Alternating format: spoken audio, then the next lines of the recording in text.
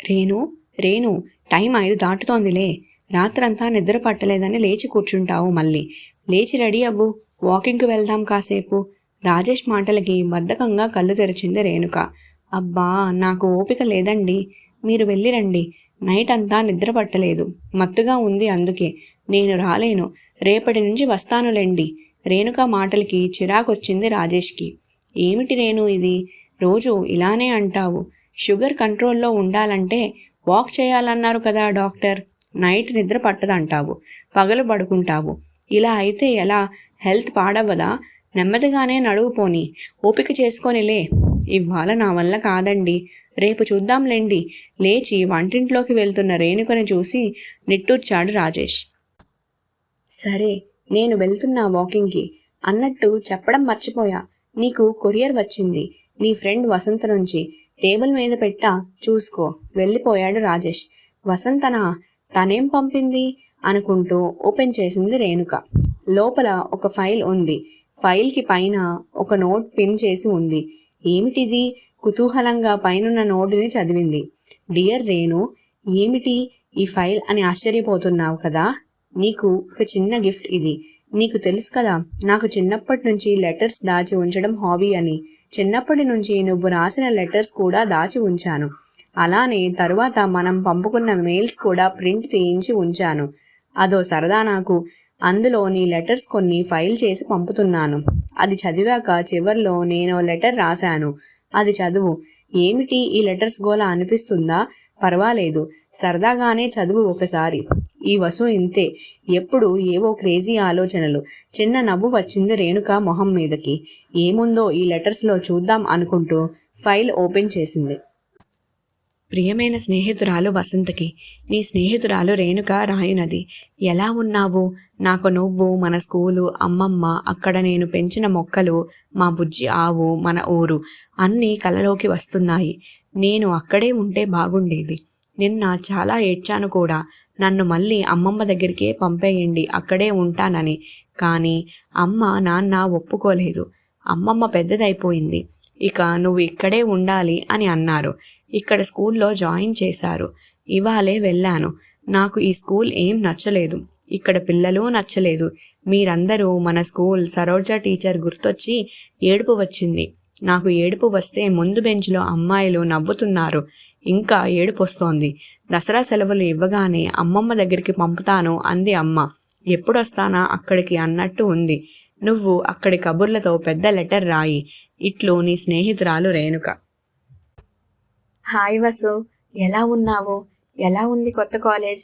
మాకు last week నుంచి start అయ్యింది. నాకు అస్సలు నచ్చలేదు ఈ కాలేజ్. మా ఇంటి నుంచి చాలా దూరం. బస్ కోసం వెయిటింగ్కి చాలా టైం పట్టేస్తుంది. నా స్కూల్ ఫ్రెండ్స్ ఎవరు ఈ కాలేజ్లో జాయిన్ అవ్వలేదు. అందరూ కొత్త వాళ్ళే. నాది తెలుగు మీడియం కదా, ఇప్పటి వరకు ఇక్కడ అంతా ఇంగ్లీష్ మీడియం వాళ్ళే ఉన్నారు. నేను అస్సలు కలవలేకపోతున్నా వీళ్ళతో. నా పాత స్కూల్ ఎంత బాగుండేదో.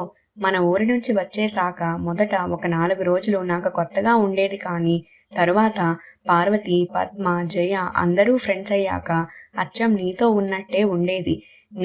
మీరందరూ గుర్తొచ్చి ఎక్కడ బాధపడతానో అని చాలా బాగా చూసుకునేవాళ్ళు నన్ను. డ్రిల్ పీరియడ్లో ఆటలు, లాస్ట్ బెంచ్లో కూర్చొని సీతారాముడు ఆడుకోవడము, ఇంటికి వెళ్తూ సినిమా కథలు చెప్పుకోవడము అన్నీ చాలా చాలా గుర్తొస్తున్నాయి. ఇక్కడ ఏం లేదు. బస్సు ఎక్కడం, వెళ్ళడం, క్లాస్లో కూర్చొని వినేసి రావటం. ఆ ఇంగ్లీష్ మీడియం లెసన్స్ నాకేం అర్థం కూడా కావట్లేదు. ఎవరినైనా అడగాలన్నా కూడా వాళ్ళంతా కాన్వెంట్ బ్యాచ్, మనతో ఏం మాట్లాడరు. చాలా ఒంటరిగా ఫీల్ అవుతున్నాను. సరే ఉంటాను, లెటర్ రాయి. బాయ్, నీ రేణు. హాయ్ వసు, ఎలా ఉన్నావు? నీకేం, నువ్వు లక్కీలే, హ్యాపీగా ఇంటి దగ్గర నుంచే డిగ్రీ కాలేజీకి కూడా వెళ్ళొస్తున్నావు. నాకేమో మా ఊరిలో డిగ్రీ లేదని తీసుకొచ్చి ఈ హాస్టల్లో పడేశారు. హారిబుల్ నిజంగా. ఏం బాలేదు ఇక్కడ. ఫుడ్ బాలేదు, రూమ్స్ బాలేవు, ఇంకా రూమ్మేట్స్ అయితే చెప్పక్కర్లేదు. ఒక్కో రూమ్కి 4 మెంబర్స్. ఎవ్వరికి అసలు అడ్జస్ట్మెంట్ లేదు. మనకి నిద్ర పట్టే టైంకి వాళ్ళు లైట్ వేస్తారు, లేదా ఏదో సౌండ్స్ చేస్తారు. మినిమం సెన్స్ లేదు ఎవ్వరికి. నా జూనియర్ కాలేజీ ఫ్రెండ్స్ని ఎంత బతిమాలానో. వాళ్ళు ఇక్కడే జాయిన్ అయి ఉంటే అందరం కలిసి ఒకే రూమ్లో అయినా ఉండేవాళ్ళం. కానీ అందరూ తలా ఒక దగ్గర జాయిన్ అయ్యారు. నిజంగా ఎంత ఎంజాయ్ చేసేవాళ్ళమో అప్పట్లో. బస్టాండ్లో, బస్సులో, కాలేజీలో అంతా అల్లరి అల్లరి. మొదట్లో ఇంగ్లీష్ రాదని నేను కొంచెం ఇబ్బంది పడేదాన్నని పాపం సుచిత్ర, రేఖ, మేరీ అందరూ నన్ను కంఫర్ట్ చేయడానికి నాతో తెలుగులోనే మాట్లాడుతూ నెమ్మదిగా ఇంగ్లీష్ వాళ్ళే నేర్పించారు. పిచ్చి పిచ్చిగా ఎంజాయ్ చేసేవాళ్ళం. అసలు ఆ డేస్ తలుచుకుంటే కళ్ళల్లో నీళ్లు వచ్చేస్తున్నాయి. ఈ హాస్టల్లో జాయిన్ అయి నెల రోజులు అయ్యింది. ఇంకా ఈ 3 years ఎలా గడుస్తాయి, ఎప్పటికి గడుస్తాయో. సరే మరి ఉంటాను.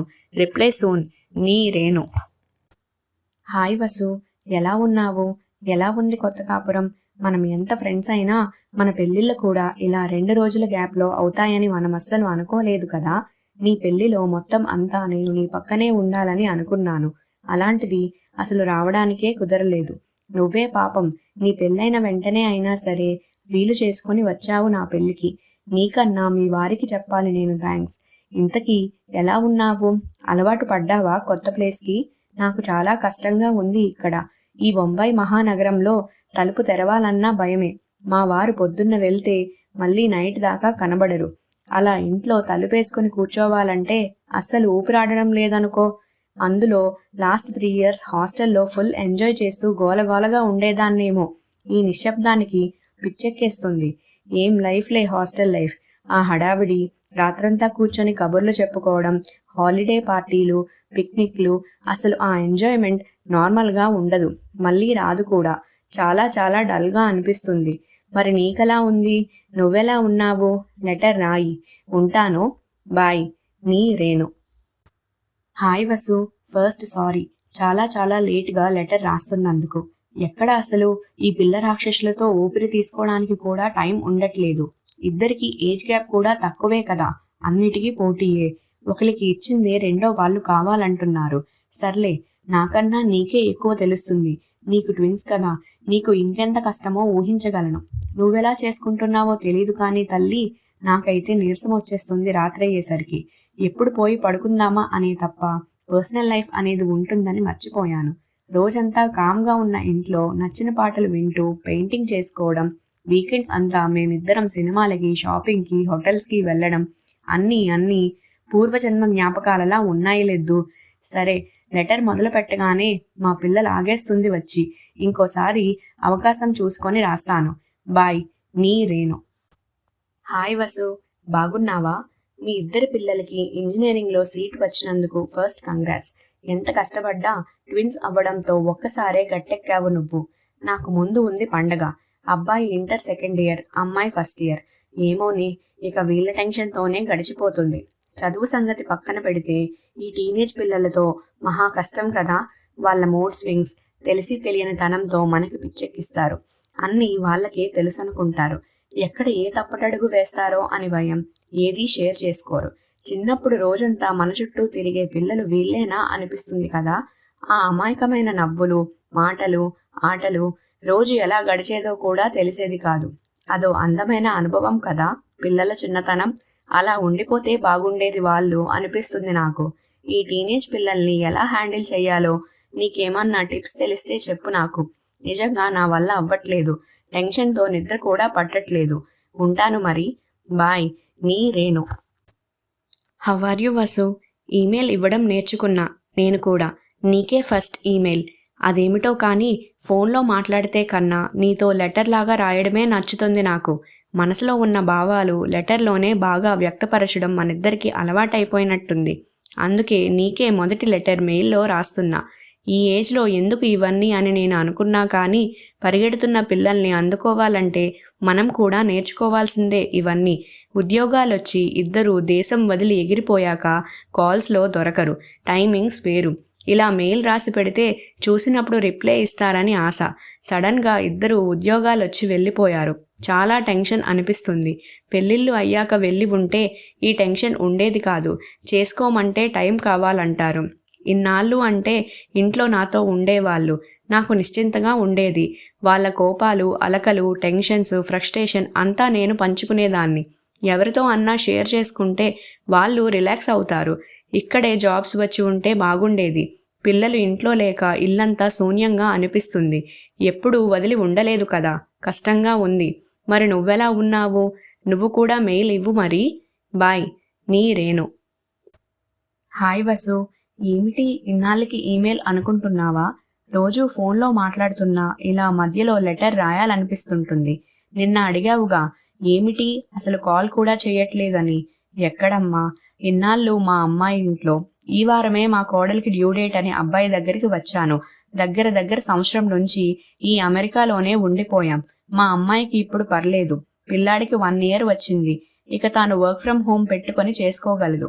కోడలికి కూడా డెలివరీ అయితే ఎప్పుడెప్పుడు ఇండియా పరిగెడదామా అని ఎదురు చూస్తున్నాం. ఈ క్లైమేట్ మా ఇద్దరికీ పడట్లేదు, తోచదు కూడా. ఇండియాలో అయితే మనకి ఒక రొటీన్, చుట్టూ తెలిసిన వాళ్ళు, గడిచిపోతుంది బాగా. చుట్టాలు, ఫ్రెండ్స్, ఫంక్షన్లు, ఫెస్టివల్స్తో గడిపిన ఆ రోజులన్నీ గిర్రున కళ్ళ ముందు తిరుగుతున్నాయి. ఏం చేస్తాం, ఇద్దరూ ఆ కబుర్లు చెప్పుకుంటూ టైం గడుపుతున్నాం. పిల్లల ముందు ఫోన్లో ఇలా మాట్లాడితే వాళ్ళు మనసు కష్టపెట్టుకుంటారు కదా, అందుకని మెయిల్ పెడుతున్నా. బాయ్, నీ రేణు. వసు, దాదాపు 6 ఇయర్స్ అయ్యింది మెయిల్ ఓపెన్ చేసి కూడా.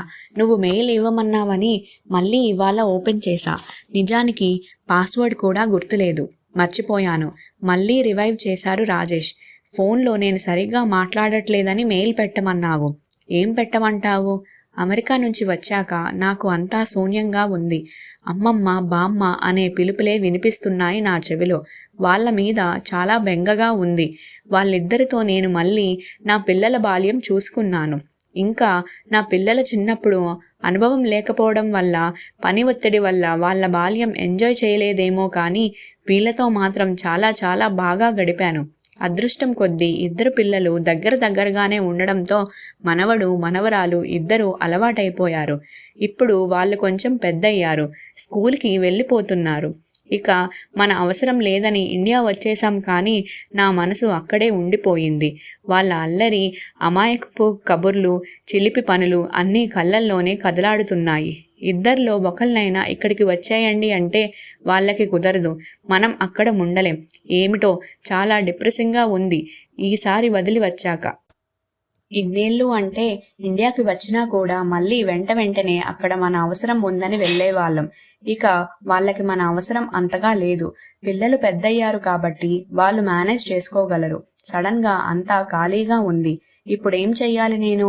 అలా అంటే ఈయన, పిల్లలు ఒకే మాట, ఏదో ఒక వ్యాపకం పెట్టుకో, సర్కిల్ పెంచుకో అని.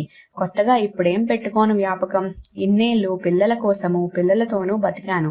అది తప్ప వేరే జీవితం ఉంటుందని కూడా మర్చిపోయాను. నాకు మా అమ్మాయి పుట్టినప్పుడే జాబ్ వచ్చింది, కానీ 2 చిన్నపిల్లలతో కుదరదని వదిలేశాను. ఎన్నిసార్లు సంగీతం నేర్చుకుందామని మ్యూజిక్ క్లాస్లో జాయిన్ అయ్యి కుదరక మానేశానో, కానీ ఎప్పుడూ రిగ్రెట్ అవ్వలేదు. పిల్లల కోసమే కదా అని ఏం మానేసినా అని అనుకున్నాను. లైఫ్ అంటే పిల్లలతోనే అనుకొని ఇన్నేళ్ళు బతికాక ఇప్పుడు సడన్గా వాళ్ళు వేరు, నేను వేరు అని ఎలా అనుకోవాలి? ఇప్పుడు సడన్గా వేరే వ్యాపకం ఎక్కడి నుంచి వస్తుంది? సడన్గా నేనెలా మారుతాను? నాకు విసిగొచ్చేస్తుంది. నిజానికి ఈ జీవితం మీదే విరక్తిగా ఉంది. నిన్ను చూస్తుంటే నాకు ఆశ్చర్యంగా ఉంది. మనిద్దరి లైఫ్ దాదాపు సిమిలర్గానే ఉంది, కానీ నువ్వెంతో బ్యాలెన్స్డ్గా ఉన్నావు. నేనెందుకలా ఉండలేకపోతున్నానో తెలియట్లేదు. ఇంతకన్నా చెప్పడానికి ఏమీ లేదు. మరి ఉంటాను, నీ రేణు. డీరెస్ట్ రేణు, చదివావా నీ లెటర్స్ అన్నీ? చూసుకున్నావా నీ జీవితంలో జరిగిన మార్పులన్నీ ఒక్కసారి? రేణు, నీకే కాదు, ఎవరికైనా జీవితం ఎప్పుడూ సాఫీగా ఒకటే దారిలో వెళ్ళదు. బోలెడు మలుపులు. కొత్త మలుపు తిరిగినప్పుడల్లా చాలా మార్పు ముందు కష్టంగా ఉంటుంది, నచ్చదు. కానీ అలవాటయ్యే కొద్దీ ఆ జీవితం నచ్చుతుంది, ఎంజాయ్ చేస్తాం. మరో కొత్త మలుపు తిరిగినప్పుడు ఈ పాత జీవితం జ్ఞాపకంగా మారుతుంది. ఆ జ్ఞాపకాలు ఇంకా బాగుంటాయి. తలుచుకొని ఎంజాయ్ చేస్తాం. ఒక్కసారి నీ లెటర్స్ అన్నీ నువ్వు సరిగ్గా చూసుకుంటే ప్రతి స్టేజ్ ఎంజాయ్ చేశావు. తర్వాత తలుచుకొని ఇంకా ఎంజాయ్ చేశావు. కానీ మన లైఫ్లో ఇక ఇదే ఆఖరి మలుపు. అందుకని మనం జరిగిపోయాక కన్నా జరుగుతున్నప్పుడే ఈ మలుపుని, మార్పుని ఆస్వాదిద్దాం. నీ బాధ్యతలు నువ్వు చక్కగా పూర్తి చేశావు. అందరూ హ్యాపీగా ఉన్నప్పుడు నువ్వు ఇలా డిప్రెస్ అయి ఉంటే నీ పిల్లలు బాధపడరా? వాళ్ళు ప్రశాంతంగా ఉండగలరా అక్కడ? అలా అనుకుంటే మనం కూడా మన పేరెంట్స్ని వదిలిపెట్టి వచ్చి మన జీవితాన్ని నిర్మించుకోలేదా? అదే కదా పిల్లలు చేస్తుంది. సడన్గా వేరే జీవితం అని ఎలా అనుకున్నావు? ఒక్కసారి చూసుకున్నావా నీ లైఫ్లో ఎన్ని మార్పులు జరిగాయో? అలానే ఇది. నువ్వు మానేసిన పెయింటింగ్ స్టార్ట్ చేయి, ఆపేసిన మ్యూజిక్ మొదలుపెట్టు. మీ ఇద్దరూ కలిపి టైం గడపండి. రాజేష్ గారు నాతో మాట్లాడారు మొన్న ఫోన్లో.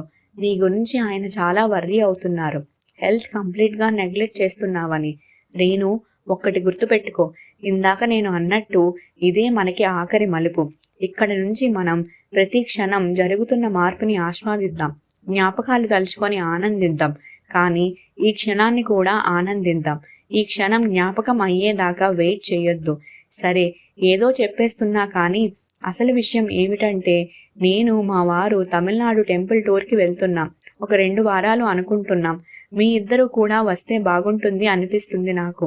మళ్ళీ మన జ్ఞాపకాలు నెమరు వేసుకుందాం. ట్రిప్ బాగా ఎంజాయ్ చేసి కొత్త జ్ఞాపకాలు సృష్టించుకుందాం. ఏమంటావ్? ప్రేమతో నీ వసు. అంతా చదివిన రేణుక మొహం ఆనందంతో విచ్చుకుంది. ఒక్కసారి తన మొత్తం జీవితాన్ని వెనక్కి తిప్పి చూపించి తన మనసులోని వ్యధను పోగొట్టిన తన స్నేహితురాలికి థ్యాంక్స్ చెప్పుకుందామని ఫోన్ వైపు నడిచింది. టికెట్స్ బుక్ చేయమని చెప్పడానికి కూడా.